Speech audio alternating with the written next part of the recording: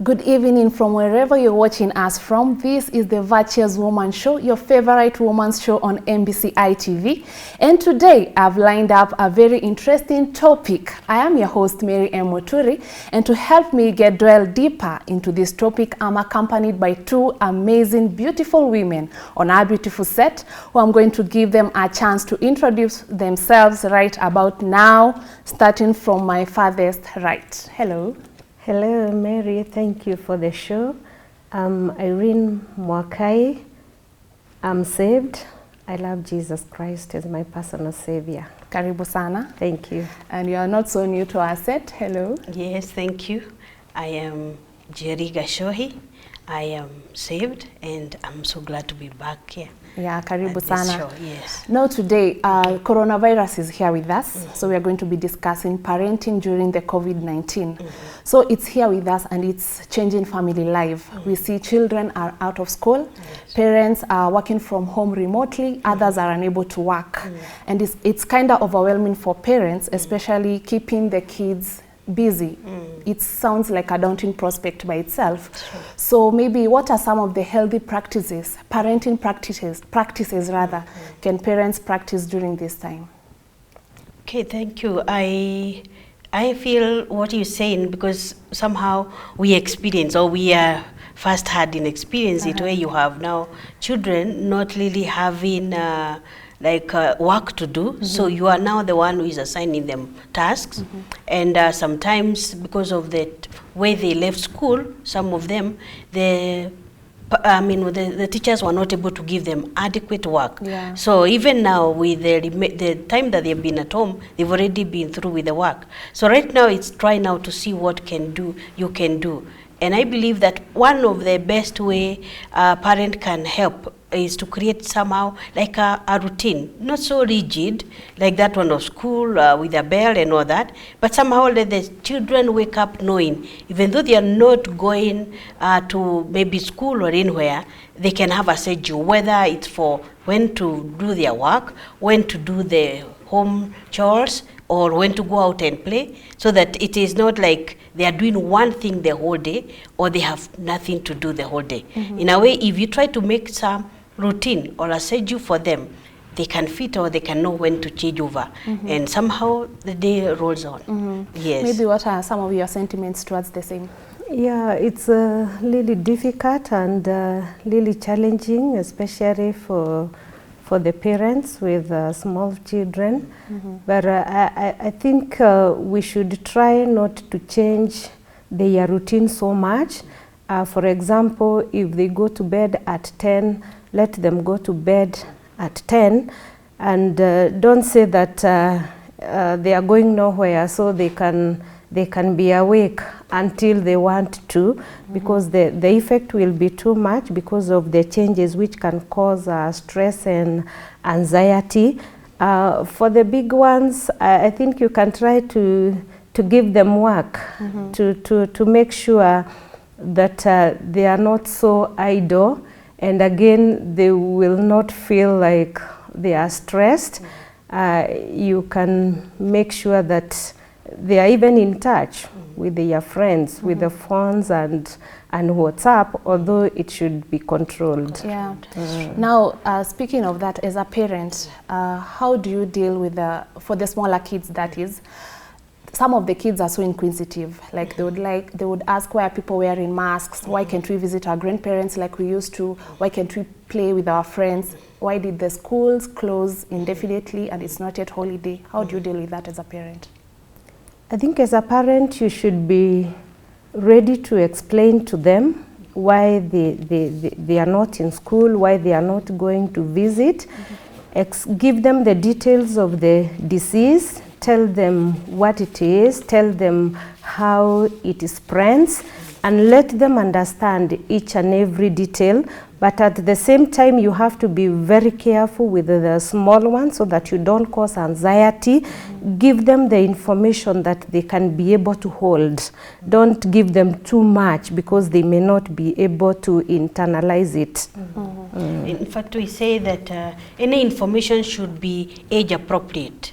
Sometimes young children are just comfortable. They just are satisfied with a simple, plain answer, which is factual. You don't go to the details of it looks like this, even the shape. I mean, that is not for them. It's simply telling them this what happens, and if one gets the disease, you can get sick, and this is what happens. And because we cannot see it, that's why we prevent using the mask, because it is so small that you must use, other means to see it. But when it gets into us, we breathe it, we can take it from our mouth or by touching our eyes, and that's why we're supposed to wear a mask and maybe keep distance. That's how you explain, because they may wonder, now, what is this coronavirus? Is it an animal? Is it what? And maybe they have not understood what we mean by those germs you have to see through the microscope. Yeah. Yes. Now, as a parent, as I said earlier, it's kind of overwhelming. Yes. So for a parent who is anxious, because I believe even the adults are anxious about the coronavirus. Yes. So how do you stay calm? Because I believe small kids and children pick up vibrations from adults. True. So if you are anxious, they'll tell. So how do you keep calm? You keep calm by making sure that you have the right information. You see, we are getting a lot of information that is not true or factual from WhatsApp, whatever, I mean, social media and all that. But I believe that if there's a lot of sources, like from that is the World Health Organization or others, where you can get factual information concerning the disease, what to do, so that as you give them the information, it is factual. Again, it is important to ask them what they know. You see, sometimes we may be addressing, and you're saying, just like the way we tell them about other issues, they have read, they have been told by somebody else, and they are like thinking you don't really know because they have their version from their friends. But when you have the correct information, the first thing sometimes is also asking them, what do you know about coronavirus? How is it spread? And they can tell you so many things, and then you affirm it or give the correct information. But as an adult, I think it's important, as we say, be positive, have the right information, so that when you're giving it, it's factual. I really do admire what our the CS, that is Mutahi Kagwe, is doing. I know it is something that if somebody just stood there and said, this is what is happening, we have bad news, there's a way he puts it to us and breaks it down, but he gives us the correct information. Though we feel we have responsibility, but there's a way he puts it. He puts the facts, but also he tells us what we need to do and what we have to brace ourselves. I think I look at him, he's just like a big parent to the Kenyans, and is helping us to see how we can also do it to our children. Yeah, he just do what he does very well. Yes, he does it. Maybe something else I can say is that I'm sure most homes have got TVs. Don't be glued there on the TV every day, every hour with the small children, because what they can see, they may not be able to see. And all that they can see is death, death, death, death. See for them, let them watch other things like cartoons and video games. But when you're just there and they're just there watching BBC, CNN, Citizen, and all that, it makes them so anxious, and you also become anxious. I believe the parents also want to be updated on what's happening, and they can't send their children out to play with their fellow kids. Yes. Yeah. So how do you go about it? Even as an adult, it's not so healthy psychologically to just always now go from Fox News to Al Jazeera, so whatever, because you're getting all these versions and they're not good news.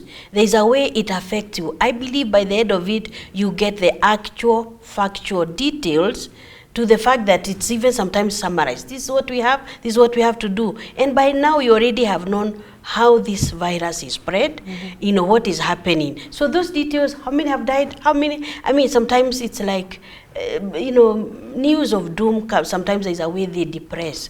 So I think even as adults, we can't just keep like the way we used to watch the elections. And we are even almost adding up with them. And even we don't go to sleep. Yet even though you sleep and wake up, you still find the numbers. you know, you get up the update. And I think that's where we also have to also show our control and you know, what we need to do as adults also. So we also need a break from the yes, updates. we need Yeah, maybe the other thing, Mary, let's show our children that this is not the first pandemic. Maybe you can explain to them that there has been other pandemics and people survived. So tell them they only need to obey the rules as they are being given, and we will pull through. Yeah. So during this time, what is okay and not okay to do as a parent?